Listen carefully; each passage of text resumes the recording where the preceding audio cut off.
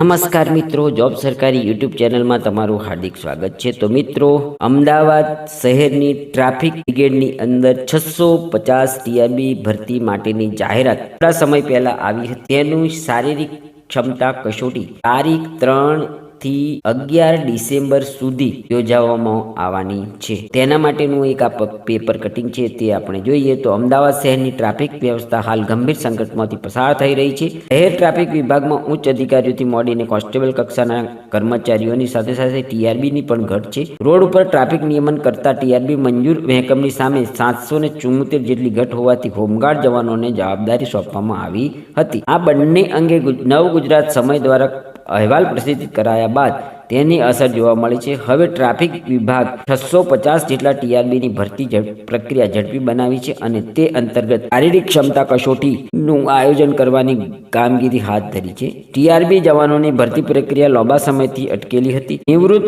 મોદગી અને અન્ય કારણોસર દર મહિને આશરે 20 થી 25 જેટલા જવાનો ઘટી રહ્યા છે। ચોક્કસ સિગ્નલો અને મહત્વની ચોકડીઓ પર ટીઆરબીની આખી સંખ્યા છે। ટ્રાફિક પોલીસ વિભાગ પાસે કુલ 2555 ટીઆરબી જવાનોના મંજૂર મહેકમ સામે 1781 જેટલા ટીઆરબી હાજર છે।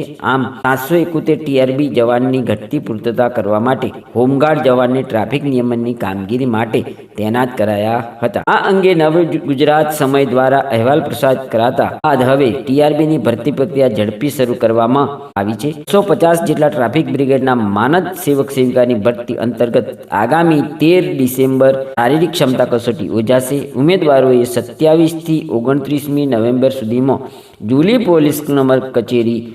પોલીસ કમિશનર કચેરી ખાતેથી આ કોલ લેટર મેળવીને ટ્રાફિક વિભાગે આપેલી તારીખ પ્રમાણે પોલીસ હેડક્વાર્ટરના જેડી નટવરલાલ સ્ટેડિયમ ખાતે શારીરિક કસોટી આપવા હાજર રહેવા જણાવવામાં આવે છે। મિત્રો, જેમણે ટીઆરબી જવાન અમદાવાદ સિટીની અંદર અરજીઓ કરી હતી તેવા મિત્રોએ 27 થી 29 નવેમ્બર સુધીમાં પોતાના કોલ લેટર જૂની પોલીસ કમિશનર કચેરી શાહીબાગ ખાતેથી મેળવી લેવાના રહેશે અને તેમની પ્રેક્ટિકલ પરીક્ષા નીચે આપવામાં આવેલા જે પોલીસ હેડક્વાર્ટર સ્ટેડિયમ છે ત્યાં યોજવામાં આવશે। તો પોતાની તારીખના દિવસે આ પ્રેક્ટિકલ પરીક્ષામાં હાજર રહેવા જણાવવામાં આવે છે। ધન્યવાદ, આભાર।